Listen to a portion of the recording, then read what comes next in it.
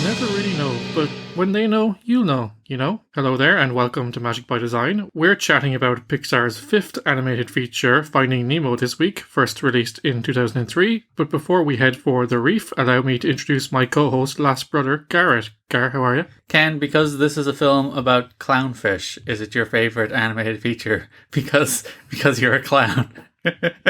Yeah, well, you're a Dory, which means that you are Ellen DeGeneres. Oh no, I've been cancelled. You've cancelled me. How could you do this to me? Yes, you can't speak for the rest of the podcast. Well, to be fair, if you look at the history of this podcast, it is mostly me abusing you. And Ellen has been cancelled for being very cruel and mean to her crew. So really, I am the Ellen DeGeneres of this podcast, aren't I?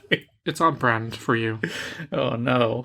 Gar, I think I'd only seen this movie once before the podcast, years after it was released. Yeah, as I mentioned, like 4 times now. I did the rewatch, which is the first time I saw it, because I never saw it in cinemas. I wonder why. Again, 2003. It's a similar story to the Disney movies of the time that we didn't go see in theaters, and I wonder why. Because again, I would have been 11, which is like prime Pixar movie age, but again, maybe I was a cool 11-year-old. Maybe we just didn't go to the cinema during those days. I don't remember seeing a lot of films during that era, so maybe we just didn't go see films during that era. Yeah, I only saw it years later on DVD when you gave it to me for Christmas. That was a standard Ken Christmas present, because he used to collect the Pixar movies, so we used to give him all the Pixar movies for his birthday and for Christmas, because we're very lazy. It's just like, just get him a Pixar DVD or Blu-ray. I have no idea why it took me so long to watch it, or why I haven't watched it since, because it's great. It's great. It is a spectacular piece of filmmaking. And it's very interesting, because this is a road movie.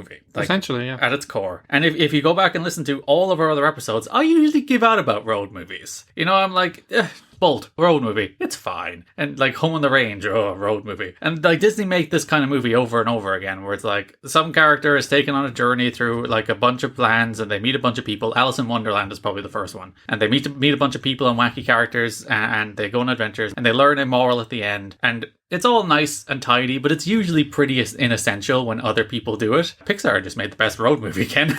Yeah, usually it lands somewhere between mediocre and fine. Affably inoffensive, usually. Yeah, but this, I think, again, they reach for deeper themes here. It's not just a road movie, it's a journey of discovery and growth. Yeah, but it's not even particularly deeper themes. Like, there's themes of overcoming fear in this movie. There's themes of fatherhood. And that's about it. Confronting fear is probably the central theme of the movie. And there's grief as well, but that's linked to the fear. Yeah, because like the fear comes from his family being brutally murdered and all 399 of his children in their eggs being eaten. What a brutal opening to this movie, by the way. Yeah, they don't show it, but the subtext is that his wife, Coral, and as you said, all but one of the eggs are eaten. Yeah. And that's Nemo.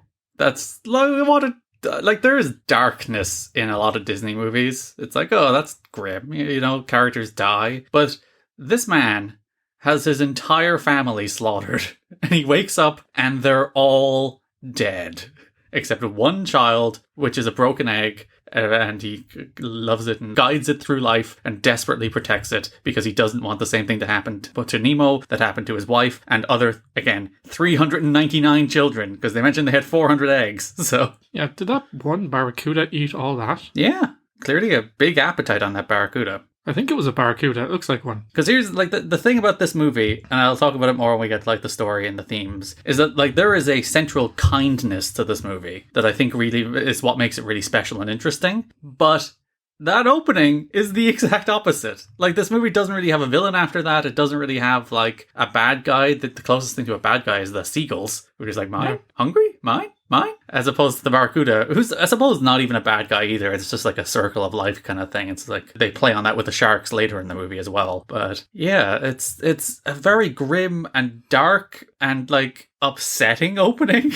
And we've had this before. This is right out of the Disney playbook, but I don't know. Like you know, Anna and Elsa's parents getting like washed away in a boat is like stylistically executed, and it's like, oh, it's a tragedy, but it's not like grim. Whereas his family is just slaughtered, absolutely massacred by this barracuda. Yeah, it's very stark. And I suppose, what's the word I'm looking for? It's not explicit because it doesn't show anything. Yeah, but it still gives you that feeling of dread or a horrible loss. Yeah, it's a brutal way for somebody to lose their family, like a brutal and visceral way. You know, not a washed away by a boat. They were eaten by this thing. Yeah, Eaten. there's no interpretation other than that. You can't, like with obviously other deaths, they leave it a bit open. Anything could have happened. It's the classic fault of the doom, you know? Yeah. Rattigan falls from a high height to the depths, but you never see him hit the floor. As opposed, and fair enough, you never see somebody, like, you don't actually see the barracuda, like, gnawing on the eggs. That would be a step too far. Yeah. But even then, that's the image you get coming out of it, of the barracuda gnawing on the eggs.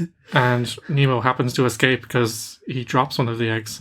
This one is directed and co-written by Andrew Stanton with co-direction by Lee Unkrich. The inspiration for Finding Nemo came from multiple experiences in Stanton's life, going back to his childhood when he loved going to the dentist to see the fish tank that he had, assuming that the fish were from the ocean and wanted to go home. In 1992, shortly after his son was born, he and his family took a trip to Six Flags Discovery Kingdom, which was then called Marine World. There, after seeing the shark tube and various exhibits, he felt that the underwater world could be done beautifully in computer animation. Maybe not at the time, but 8 years later, of course. It's interesting that it started with the dentist's office. Yeah. You wouldn't have thought so, would you? Yeah, it feels like one of the more inconsequential things, but that was his inspiration. That was the genesis of the movie. And actually, when you think about it, that's like the area of the film that's like most fully realized. Like that's, we talk about Pixar creating their worlds. Like the world of the fish tank in that dentist's office is like so like intricately created, and like even all the fish in the tank are dental experts. It's like, oh, he's using that. Oh, he's in favor of that lately, hasn't he? Yeah, and the pelican as well, who likes to stop by for procedures. Yeah. But to your point, and to the point we made in previous weeks, it's a little world of its own, and it has its own rules and lore, and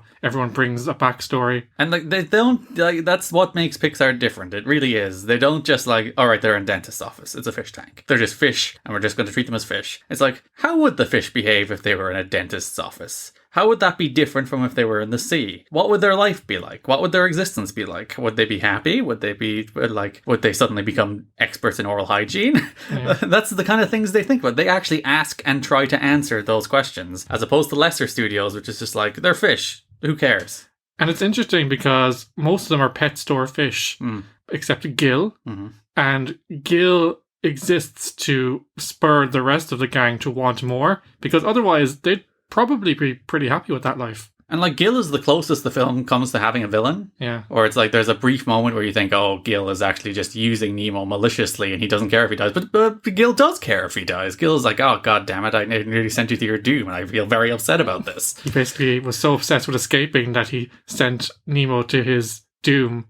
Possible doom. He doesn't die, but he was using him as a pawn, and then he realizes that the kid is important to him and he shouldn't have pushed him that far. Yeah, and played by Willem Dafoe as well, so this is right around the time Spider-Man came out, so he'd be like, oh, villain. Yeah. Obviously, we've typecast Willem Dafoe as a villain. Well, his face does betray him. Well, he's not. His face isn't in this movie, Ken. It's just his voice. They kind of make it look like him, don't they, with the scars and stuff? Not really. I don't think Willem Dafoe is particularly fish-like. In 1987, Stanton took his son for a walk in the park, but realised he was overprotecting him and lost an opportunity to have a father-son experience that day. This is all about Stanton's life then. Yeah. It's like, look at me, my overprotective father. It's like, you're going to get stung by bees, stay back. Or stay off that rock, or those things. I think, when he reflected, he realised that... The kid hates him now. No, he doesn't hate him, but, Detests him. You didn't let me play in the jungle gym, Daddy. It's like, it's for your own good, kiddo. You're going to get hurt. You're going to fall. No, I hate your guts. What if this was fish? That's what happened. In an interview with National Geographic magazine, Stanton outlined exactly what I just said. Stanton said that the idea of the characters of Marlin and Nemo came from a photograph of two clownfish peeking out from an anemone. Oh, good job, Ken. Got it in one. I wouldn't have been able to say anemone. He said that it was so arresting, I had no idea what kind of fish they were, but I couldn't take my eyes off them. And as an entertainer, the fact that they were called clownfish, it was perfect. There's almost nothing more appealing than these little fish that want to play peekaboo with you. Also, I like the reoccurring joke during the movie where it's like, oh, you're a clownfish, tell me a joke! Ah! He's really bad at telling jokes. He doesn't have a joke. And then at the end of the film, he does have a joke, because character growth. Who needs friends when you've got an enemies? Hey, you got it in one too, Gar. There you go. For the delivery of the joke too. Or maybe I didn't. It took me 5 times, but you edited it. Who knows? No one will know. Moving forward here to the animation, Gar, I think... Oh, it's so pretty. It's the most pretty film to date, and you've seen Pixar trying to wrestle with water in earlier films, but the way they deal with the underwater part, and we talked about this when we talked about The Little Mermaid, that you had a sense of space and there was a wide world outside of the scene that we were seeing. This is the same in this film, that you can't see much of what's going on because it is very high fidelity, because when you're under the water it's cloudy, there's debris floating all over the place, you're not going to see what's going on, but you do get the sense that they're in a big ocean. It doesn't feel like it's just a small scene. Yeah, and when they're in the like jellyfish area, the water's all clouded. When they're inside the ship, you see algae all over the place. So it's like they do texture the water as much as they can. It's not just, blue background, job done. Good job, guys. We just have to put a blue background and it's water and everybody's happy. You know the way you always hear the thing that apparently water is the hardest thing to animate? Yeah. I call bullshit. Really? Because what's the consistently best looking thing in all of these movies we've watched? Water. It's water. So I'm refusing to accept that water is hard to animate, because it's always the best looking thing in all of these movies. Well, maybe it looks great, but it's also killing them to do it. But you see things that are actually hard to animate that they're bad at, like hair. They can't do hair. They still can't do hair these days. That's the reason everyone has short haircuts in these movies. And stuff like fire is actually really hard to animate, because fire is an unpredictable thing. It moves and in unpredictable patterns, so it's very hard to actually replicate. Water is always the best looking thing in all of these movies. I reject the common held knowledge, wisdom, whatever, that water is the hardest thing to animate. These people are lying to us so that we give them their flowers more for their water. It's the kind of thing where there's they decline the compliments, so the compliments go up. It's oh, it was so hard. It's oh, you did a great job. Yeah, your water looked amazing. The artists, you won't be surprised, took scuba diving lessons to study the coral reef. Did they go all the way out to frickin' Yap or the Maldives? I don't know. It's we can't go scuba diving in San Francisco. No, they had to go to the Australian coral reef, and they're oh, we need to see what the authentic scuba diving experience is in the coral reef just to replicate it for this movie. That's why they set it in Australia. It doesn't really say where they went, but I imagine it might have been Australia. They went to the Kingdom of Micronesia. There's a lot of islands there. Yes, tiny, tiny islands. To ensure that the movements of the fish were believable, the animators took a crash course in fish biology and oceanography. They also went diving in Hawaii and received in-house lectures from an ichthyologist. Why Hawaii? They just wanted to go Hawaii. Of course. As a result, Pixar's animator for Dory, Ginny Cruz Santos, integrated the fish movement, human movement, and facial expressions to make them feel like real characters. Yeah, and I like the little touch that Marlin has wrinkles on his forehead. He has that wrinkly forehead, furrowed brow. He does look quite like Albert Brooks in real life, which I like. Yeah. And I don't think Dory looks exactly like Ellen DeGeneres, but is reminiscent of her energy. Well, yeah, because it's a very Ellen performance. And again, there is children who'd be like, Ellen is cancelled, therefore her performance in this movie is bad because I have the emotional maturity of a 5-year-old. Nah, her performance in this movie is very good. Yeah, and she is the breakout star in terms of the characters in the movie. Yeah, and she got her own movie, even though, fair enough, it's a sequel. But actually, that's my biggest problem with that sequel, in that I didn't need anything more from Dory after this movie. No, she had her arc. She got her resolution. She got the family she needed. Yeah, the more the story of Dory losing her family and finding a new one is more interesting to me than the story of Dory finding out who her family were all along. I don't know. We'll talk about it. Maybe I'll feel differently when we rewatch Finding Dory in 20 movies or whatever. But it's again one of those sequels where it's I very much enjoyed the character resolution of Dory in this movie. As someone who has been lost for a very long time and finally found something she can cling on to, and I don't need anything more than that. I do think, though, that the treatment of light and how it interacts with water is the major artistic triumph in the movie. It's so pretty. We've had a lot of this film is pretty asterisks. There's close-ups of characters and they don't look great. No, this film's just pretty. This film is exceptional looking. One of the things you see them lean into for the first time, and it was a smart move and they've continued to do this, is they've stopped trying to make realistic human characters and lent into the caricature style. Yeah.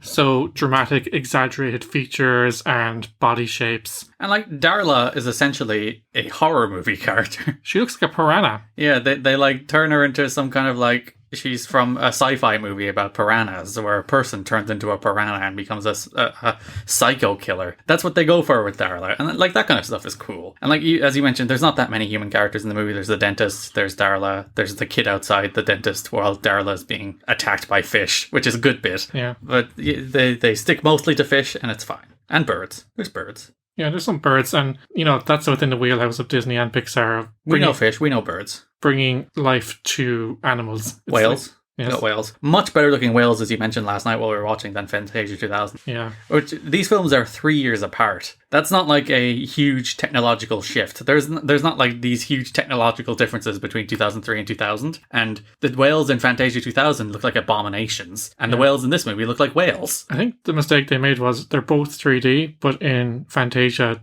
the eyes were made in 2D. So they just look like stuck on clip art. As opposed to this, where we just made it look like a whale. Yes. And it's fine. Overall, it's a stunning visual treat. And I think that they could have done better in terms of the textures of the fish. Like these days, these fish would be more scaly and more detailed, whereas they're like smooth. They're like, fish have scales. Yeah. And if they were to make this film in 2021, they'd be like, all right, you can see like every 1,000 scales on each of these fish, and they're so detailed, isn't it amazing? As opposed to back then, where it's like, get out the door. We don't quite have it so far as to like render a million scales on the screen at any given moment. But like there are scenes, particularly at the start and the end of the movie, where they're in like Marlin's little home area, and there's just fish fizzing over the screen, and there's fish everywhere, and different kinds of fish all going about the business doing their own thing, and they have those kind of shots. They're just like, wow. It's like watching the Windows backs or monitor wallpaper screensaver thing, except more detailed and cooler looking. I agree. And I think while the fish, they give up some fidelity to bring the expressiveness and the human characteristics. Which is always the better choice. Yeah. If they looked real, but their mouths were moving, it's just... The Lion King syndrome. Yeah, exactly. So, Gar, we talked about Nemo there as part of the story, which is interesting that obviously it's called Finding Nemo, but Nemo is perhaps one of the least interesting characters and one of the least featured. Well, Finding Nemo is a double entendre, if you will, Ken. There's a double meaning to Finding Nemo, because there is the Marlin journey to literally find Nemo, and then there's the journey of Nemo finding himself, which is the kind of Nemo side of the arc, where Nemo learns to be brave, and Nemo learns that he can take on the world, and he doesn't have to like live by his father's fear. So like I don't mind Nemo in this movie. Nemo has a nice little character arc in his own right. He does, but you'd expect him to be front and center, where he is the reason for the plot to drive forward, but the major growth comes from Dory and Marlin. Yeah, and even the characters in the dentist office with Nemo are probably more interesting than Nemo. But Nemo's don't you be mean to poor Nemo. I'm not being mean, I'm just saying it's interesting how I believe he said, I hate Nemo. He's the worst character I've ever seen in an animated movie. But Marlin projecting his grief and fear onto Nemo, but then learning to live again, and by proxy, let Nemo live through this journey in the film. That's storytelling on another level for an animated film. Yeah, it's like confronting fears, and well-founded fears, to be fair. Yeah. Like Marlin's fears are not irrational. They're not rooted in something that is not like real. His family were brutally murdered. The ocean's a dangerous place. This is a thing which we learn to be true throughout this film. His fears are not unfounded, but he cannot be dictated by them. And as we see with Nemo, he shouldn't have gone out the reef, and he did defy his father. And I suppose the lesson at the end is that you can't be afraid of everything, because we all face those risks all the time. You could go out to the shop and be hit by a car. It's just the way life is, You can't not live your life for fear of what might happen. But, they are founded, because the worst does happen. Nemo is kidnapped. And the worst has happened to his family, brutally eaten by another fish. But they survive and they move forward. And, well, I suppose at the time when we meet Nemo and Marlin, they haven't moved forward because they've played it safe for his entire life. Yeah, and he doesn't want Nemo to even go to school, because Nemo will do the slightest bit of adventure, and then he wants to drag him back to the house. Clownfish don't tend to stray from the anemone very often. So for a character to go on a dangerous journey, Stanton felt that clownfish were the perfect type of character, because it's even true to the fish. Yeah, they're naturally cautious. But it's biologically correct that the clownfish does not want to be going on adventures. Yes. Well, very good. There you go. That's the Pixar attention to detail right there. He also started working on this when he was in post-production on A Bug's Life. It's actually the first Pixar film, and not many animated films had this at the time, that went into production with a full script. Oh, that's rare. Yeah, normally it's an idea, and then they storyboard, and then they might have a script comes afterwards. As opposed to this. I guess that makes sense, because it is a road movie. So they do have to write out the sequences, and then he runs into the turtle turtles, and then he runs into the sharks, and then he runs into the jellyfish, and then he runs into the harbor, and then he runs into the birds. You know, it's the Alice in Wonderland structure where it's like, and then she wanders across people drinking tea, and then she wanders across a Mad Hatter, and then she finally gets to the Queen, and we get a resolution. It's the same movie structure, so I suppose you do have to write that out. You can't just wing it, can you? One thing I also love is that Nemo is somewhat of a milestone character for representation of children in the disabled community. Yeah, it's nice to have just a little bit. Yeah, without making it a big deal. I know the kids, when he goes to school, go, what's that? And then Marlin explains it, which I thought was maybe a bit unnecessary. But even then, the other kids are accepting, and like the jelly one is like, if you look closely, one of my jelly feet are shorter than the others. Yeah. You know, they're kind about it. Yeah, they don't dwell on it, but I do think it's a nice touch. Yeah, so kids can see themselves. And like, even if you don't, like, kids are weird and different, even if you just read it as a view of otherness, like, just to see the otherness represented on top of it being a disability. So yeah, you're right. Like, more children should be able to see themselves in movies. The grin Ken gave me just there when I said he was right. He was so happy.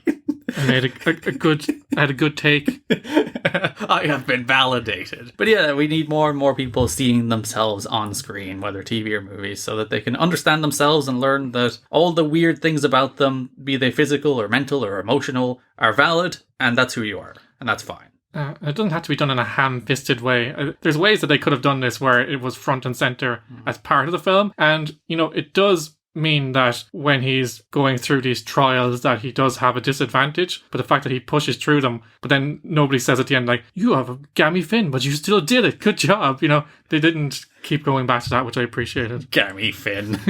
Overall, like, I think we touched on this, though. I can understand why people loved Dory, but I don't think it warranted a movie of her own. Yeah, like, I think she's a very good... Like, the moment in this film that I think carries the most emotional punch is, like, the all hope is lost moment when Marlin kind of leaves her behind, and she's, like, in full-on panic. Yeah. That, like, I'm supposed to be doing something, but I don't remember what I'm supposed to be doing. I'm lost, I'm afraid, I'm scared, I'm alone. And, like, that moment, I think, carries the most emotional weight in the movie, because I think we've all been there, that we've been lost, afraid, alone. And to see that represented in a way that's, like, for a character that's, for the rest of the film, so, like, jovial and so upbeat in the face of everything that comes across her path. And she takes a battering in this movie. She gets beaten up quite a lot. But she's always, like, just full-on energetic happy, mostly because she's probably forgotten she's taken a battering. But she faces the worst of circumstances with the best of attitude. So when you see her in that, like, moment of panic and that moment of, like, I have just completely lost the run of this, it really hits you. It does, and especially because she makes such strides through the movie and she gets to a good place. And, you know, Marlin, obviously he's grieving, he thinks Nemo is gone. So she says, I don't want to forget. And he sadly says, I do want to forget. Yeah. So he doesn't realise his role in Dory's development or how important he's become to Dory. And it's not an act of malice on his part. Like, he literally just thought he saw his dead child. Yeah, so in a fish bag, just upside down, dead. But that's the interesting part, though, because that's not manufactured third act tension.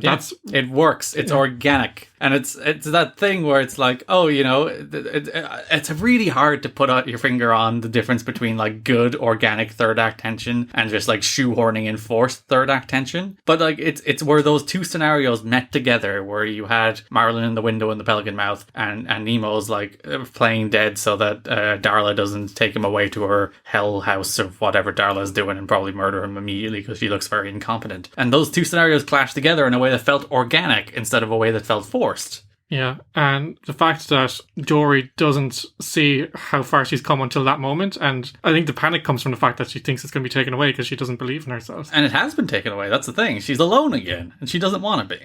And, like, I think what also makes it work is it's actually a relatively short, like, all hope is lost moment. Yeah. It's like, oh no, he's dead, and then Dory quickly finds Nemo, realizes everything is fine, and then goes, and they go to the little fishing thing for your final little bit of peril thrown in. But actually, the one bit thing, I think my biggest critique of this movie is they could have made more of the moment where Nemo and Marlin are reunited. Like, it's unlike Pixar not to pull on the heartstrings more there, because they move into the fish thing with the fish trawler and they're dragged in and they have to swim down. Which is actually, if you think about it, it's a more important character beat for both Nemo and Marlin, that Nemo's willing to throw himself into peril and Marlin's willing to let him go. So it's like, it's a more more important character moment that they sacrifice the like big schmaltzy coming together as like score ramps up moment. They don't really do that because they like the second they reunite, they have the fish moment where the fish are captured by the trawler. So I almost like admire the choice that it's like instead of like leaning in on the score swelling up and we tug on your heartstrings when they finally get back together after you watch this 90-minute movie, we actually develop the characters a little bit more in the end instead. Yeah, because, as you said, there can be a temptation to lean into that moment, but the arc of the film and the resolution of the film is how far they both come, and they needed to... illustrate that in some way, yeah. They needed a moment to show that they come full circle, the both of them. That Marlin is willing to trust Nemo and not, like, micromanages every moment. And like the entire arc of the movie is Marlin unwilling to trust other people as well, because he's not willing to trust Dory for a large amount of the movie either. Yeah, but it's funny, you just see them grow together, and he just, like, this is the first time he's really lived since his wife died. And, you know, you see these little moments where he starts to enjoy himself, where he starts to kind of feel confident again. And reels it back in. Yeah, but it's really well done, because, as you said, when it comes to that climax, everything makes sense and it feels like it's earned and it's logical. And you can say it's a little on the nose when they're in the whale's mouth and Dory's like, let go. And he's like, he literally has to let go of all this fear and anxiety that he's built up. Again, well, justified fear and anxiety that he's built up, but he does have to let it go because it's holding him back. And he literally has to let go. But, you know, it works. I think that's a fun bit because they fooled us into thinking that Dory was wrong and they got eaten by the whale and the whale's trying to swallow them. But actually the whale heard them when they requested directions and actually was taking them where they wanted to go. And Dory actually could speak whale. So it's a fun gag, but it's also a fun moment because it kind of teaches Marlin to trust again. Yeah, exactly. A couple more notes here, Gar. One of the interesting things I read about the original idea for the script was Stanton originally wanted to use flashbacks to reveal how Coral died, but realised by the end of the film there would be nothing to reveal, decided to show how she died at the beginning of the movie. Yeah, better choice. Yeah, I don't think it serves anything to drip feed us that. Like, if you were to find out like, you know, if as he's holding onto the tongue, you flash back to the moment where his wife died and you see what happened, and it's like, oh, that's why he has all this built-up anxiety. It's like, no, it's more satisfying to know why he is like this for the entire movie and then see him overcome it, as opposed to have, like, why he is like this be some kind of big reveal in the third act. It's like, what does that serve? Yeah, because the reason that the stakes are there in the first place is because we know why he is how he is. And like, I think that takes a certain trust in the audience. It's similar to the thing where they didn't do the like big schmaltzy reunion and favored a character moment. It's the same thing there, where it's like, do we trust the audience to stay with us on this journey where it's just two characters growing? And fair enough, there's shenanigans and antics and all these kind of things, and sharks and explosions and jellyfish and stoner turtles and all the things you could want in movies. But like, they're like, can we trust that people will just be interested in these characters without having some kind of like narrative hook over them, or some kind of like mystery element that we have to figure out? And they were like, yeah, we can trust them, and say, so it's a good choice. And like the cast of characters they make, like the Sharks Anonymous thing is a very good bit. I have this note here, it's hilarious. That the sharks are like, oh, we've gone so many days without eating, and then he gets a little sniff of blood and desperately wants to eat them. Yeah, Bruce becomes a little bit of a villain for a while. Yeah, and like, again, this film doesn't have villains. Bruce is just a shark responding to his shark instincts when he smells blood. Yeah, it doesn't have villains because, as you said, all the creatures are acting in their own self-preservation. So they're not malicious like the pelicans or even the seagulls. They're annoying. Mine.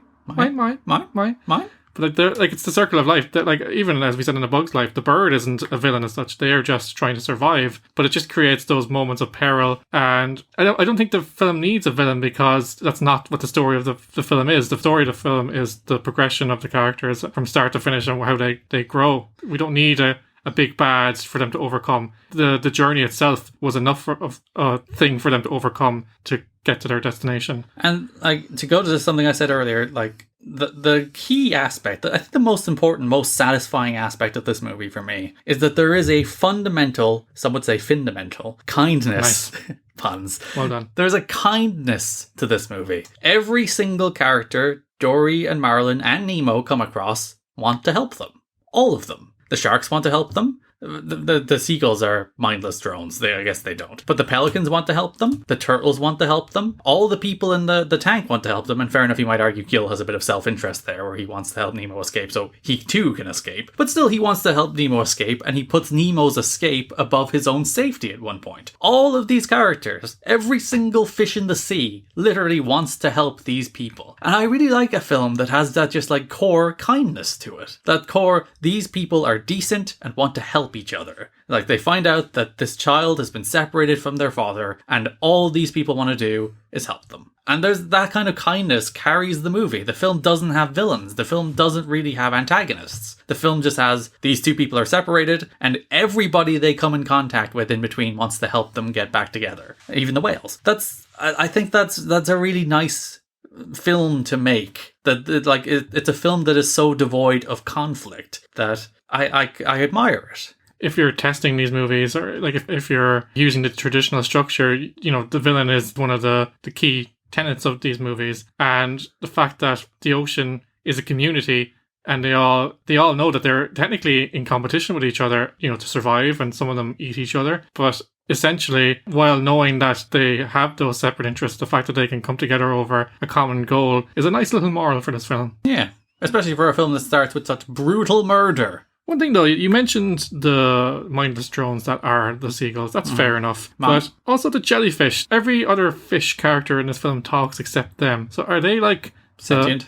Are they sentient in this film? No, they don't have mouths. We discussed this last night. They don't have mouths, so they cannot talk. But like maybe they do have thoughts. Like, so when they're bouncing on top of their heads, they're like, hey, don't do that. Quit it. Ugh, this is upsetting. This is why I sting you. Yeah, you brought this on yourself. But yeah, I find it interesting that like there's always a choice in these films, sometimes to create the peril, as we said, where they have these animal kingdom movies that some of them are sentient and they have their little society, but some of them are not. Yeah, same with The Bug's Life, where the bird was just a bird and the insects were all alive.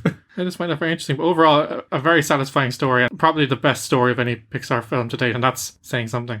I'd say Monsters, Inc. is probably a better story just because I think it's more imaginative. But in terms of like a satisfying character arcs, I think this is got it over all of the other 4 movies we've watched so far. And as we mentioned at the start, like Disney have been trying to get this road movie right for so long. Like they've done them since Alice in Wonderland all the way through. They've done probably like 10 or 15 of these people go on an adventure movies where the journey is the movie and is the moral. And then they have never done it as well as Pixar did it in their first attempt with Finding Nemo. Garrett, this is not a musical film. There's no songs. The score is nice. Yeah, it's a Thomas Newman score who's always very, very good. Yeah, Randy Newman taking a break for the first time in 4 successive films, although it's still a Newman. Is he related to Randy? I don't know. I don't think so. But they're just like, we just have to get somebody named Newman. Sorry. Yeah. There's a really good guy named Larry O'Brien. They're like, no, your name's not Newman. Yeah, we need a Newman here. Sorry. Like, he's done a bunch of good scores. He's very well known for collaborating with Sam Mendes. So he did a bunch of Bond movies. He did 1917. He did the Wall-E score, which is a great score. Yeah. But I think in this case, as we said, the story is front and center. So this film didn't really need a bombastic or kind of adventure type score. It needed a kind of a mellow, you know, like, for want of a better term, ocean soundtrack. And it does that really well. Yeah, it's a good score. And I don't think there's any songs. There's not even a credits song. Well, there's a version of Beyond the Sea, but... Is that what Nicole's doing? She's not doing any song this week. Oh, we're songless. This is songless. This is only the second episode that's been songless. No, there's a couple, alright. Black Cauldron, I think Nicole has shoehorned something in for everything but Black Cauldron and this, right? There was another one in there. Do we have to come up with a song again? I wrote a song for Black Cauldron. Yeah. You're going to have to edit that in later. Under the sea, under the sea. But like the best... Down where it's wetter, darling, it's better, take it from me. Yeah, we should just replay that when she did it. But yeah, I think the best thing you can say about the score in this movie is that it complemented it and it wasn't intrusive. Because it didn't need to be. Gar, Finding Nemo was a phenomenal success. Yeah, it's their biggest movie, isn't it? Yeah. It was the biggest movie until Toy Story 3 as well. Finding Nemo was the first Pixar movie to win the Academy Award for Best Animated Feature. Even though they were robbed the year before. Yes. Shrek. It was also nominated for 3 more categories, including Best Original Screenplay, which I can agree with as well. Yep. The film was the highest grossing animated film of all time on its release, and was the second highest grossing film of 2003, earning $871 million at the box office, so I reckon that would be close to $1 billion in today's money. Yeah, they held that record until Toy Story 3 came out. Finding Nemo was also the best-selling DVD title of all time, with over 40 million copies sold by 2006, so who knows? by now. This is a cultural giant. In 2008, the American Film Institute named it as the 10th greatest animated film ever made as part of their top 10 lists. It's up there. In a 2016 poll of international critics conducted by the BBC, Finding Nemo was one of the 100 greatest motion pictures since 2000. Ooh. And, as we said, a sequel called Finding Dory, which we will review in coming weeks, was released in 2016. So, I think, obviously, Toy Story is the original, and it's what they'll always be known for. But I do think that this is the first film that pushed them into the stratosphere. Like, this was a big cultural phenomenon at the time. The toys were everywhere. You know, it became, for that generation, their version of The Lion King, I think. Yeah. And it's only has a summon in Kingdom Hearts, by the way, just so you know. I haven't actually played it. There's a bunch of Finding Nemo games. There's like a Finding Nemo sequel game on the GBA of all things. But I haven't played any of them, so I can't speak to the quality of the Finding Nemo games. But it's I can see why it connected with people so much, because it's one of those just timeless stories. Like, you can show this to somebody in the year 2255 and they'll get it. You know, they won't be like, what are these cowboy toys? What are spacemen? It's just like, oh, fish? Actually, no, fish might be extinct by then. Who knows? But they'll understand the core story of a father searching for his son. That is a timeless story that is thoroughly relatable to both children and parents, which is probably the reason it did so well. The parents can see themselves in Marlin and kids can see themselves in Nemo. So it is multi-generational, and it is... Is it better than Monsters, Inc., though? That's the question. It's a tough one, because I think through each iteration they are getting better and better, because they're reaching the peak of their powers technically and in terms of storytelling. As you said, Monsters, Inc. is more imaginative. And I think it's more thematically deep. But I do think in terms of cultural success, in terms of... Hey, we're not counting cultural success in which is better, Ken. Jeez. What is this, wrestling? You're like, oh, who drew better? That's what counts.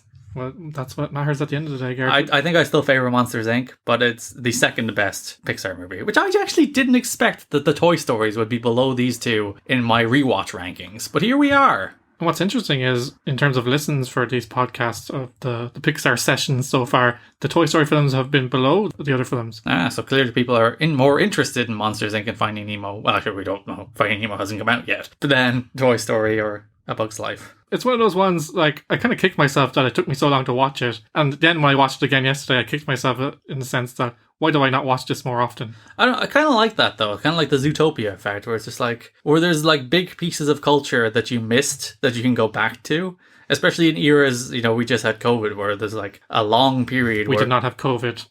As in, we have the period of COVID, where there's a lot of movies just not releasing. You know, we have long periods where there's not new things coming out. So it's very nice to be able to like watch Zootopia and be like, oh geez, this is a masterpiece I missed. Isn't that nice? Yeah, especially with the proliferation of culture these days. There's so much that you can't possibly watch it all.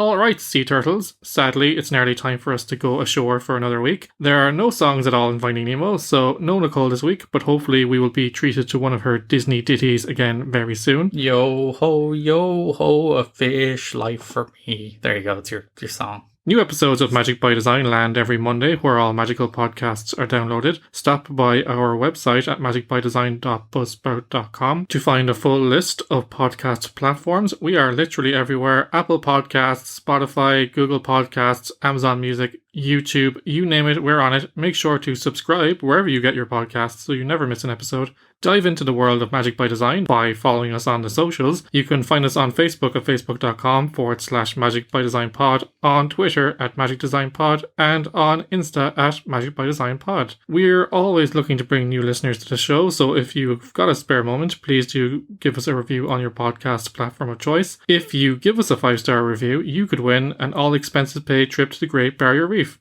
Hotel and Spa. Only if you live there. In sunny Tirana, Albania. It's a coincidence. Oh, there is a song in this movie. Just keep swimming, just keep swimming. There you go, that's a song. Another song. You gave him 3 songs, Gar. Oh, I'm so generous. Next week, we'll be watching Pixar's 6th animated feature, The Incredibles, so be sure to join us for that. But until then, stay safe and remember to just keep swimming, just keep swimming. Thanks for listening, and until next week, take it easy.